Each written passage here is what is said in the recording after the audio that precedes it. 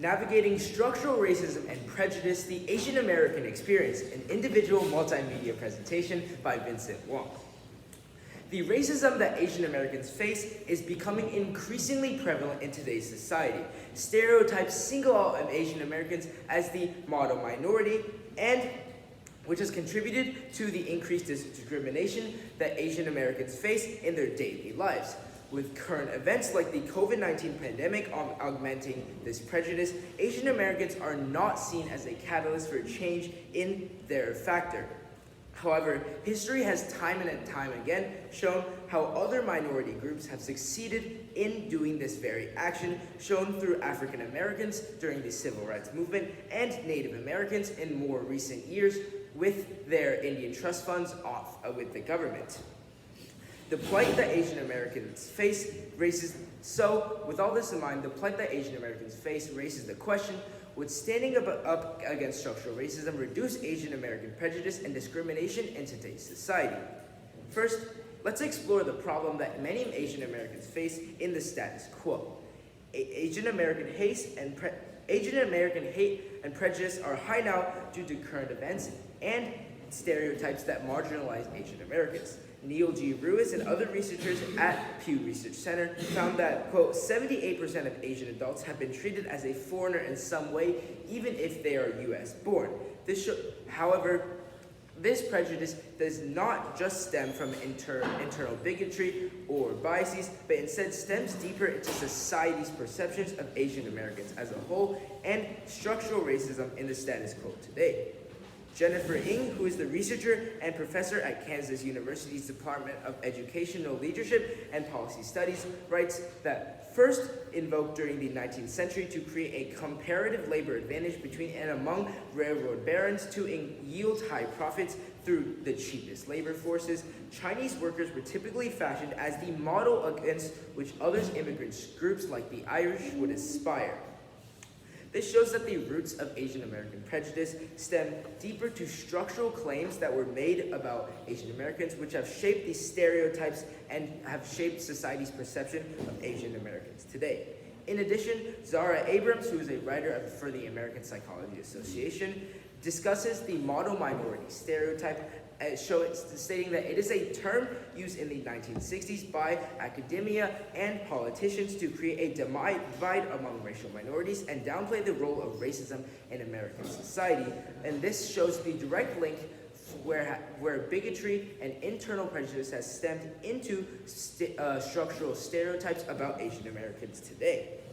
In addition, the COVID-19 pandemic has also recently increased this prejudice, as shown when Donald Trump designated this virus as the Chinese virus, which has further exacerbated these negative views on Asian Americans.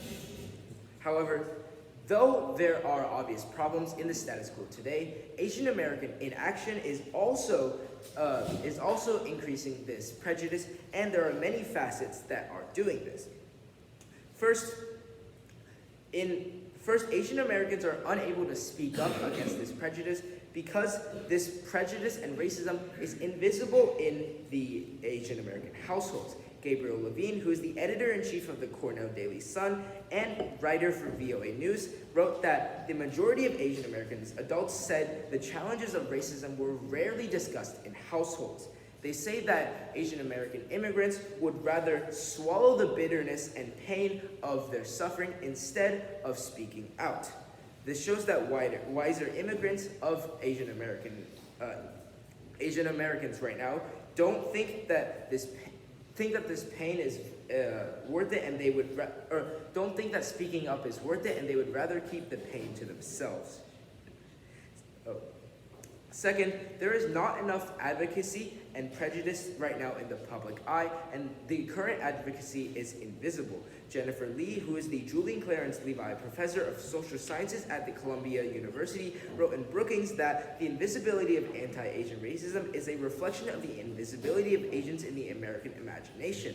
And third, even if Asians were to speak out, the public would not care about them right now, as too little attention is being paid.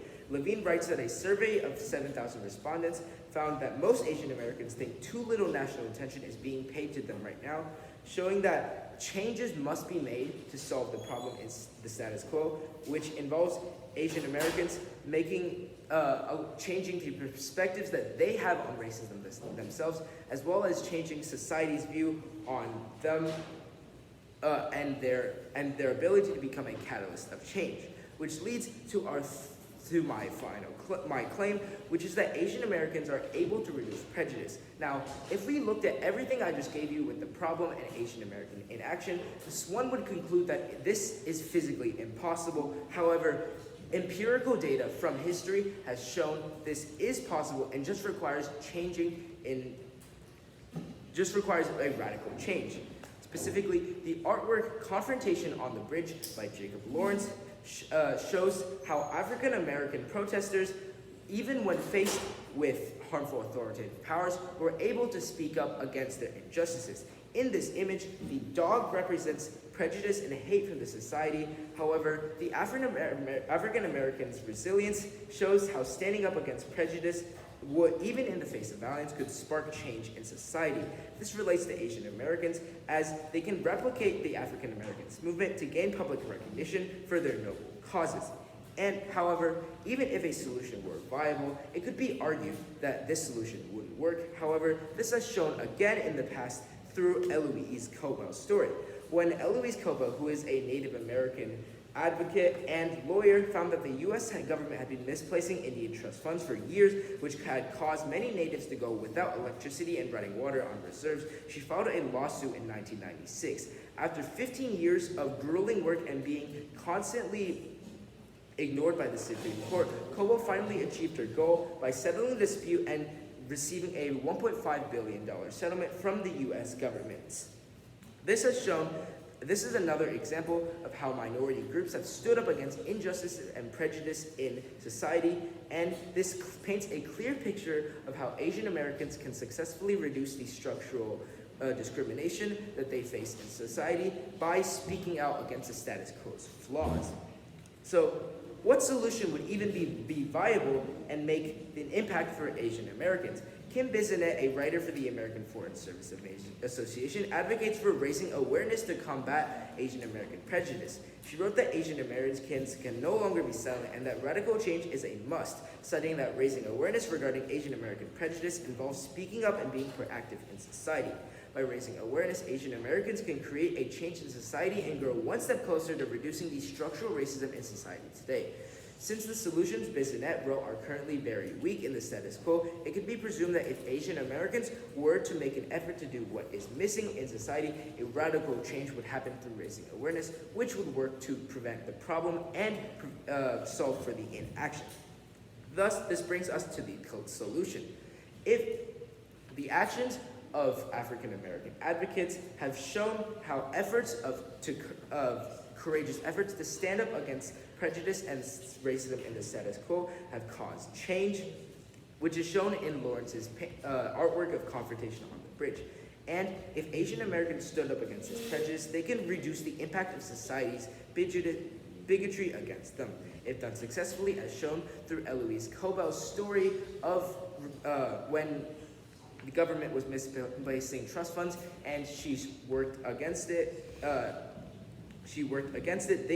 Asian Americans could definitely make a change in society's expectations and perceptions of them to reduce prejudice in the status quo. This awareness that I am advocating for would be able to accomplish all of these goals by reducing prejudice and allowing Asians in America to become a catalyst for change. This could happen in multiple ways, as Bissonnette writes that supporters can volunteer, donate at community organizations, and also can talk with people who have experiences in these issues and take bystander intervention. In summary, if Asian Americans stood up and spoke out against structural prejudices they face in the status quo, by increasing awareness, they could reduce the social injustices that they plague their everyday lives. Thank you. Oh my God.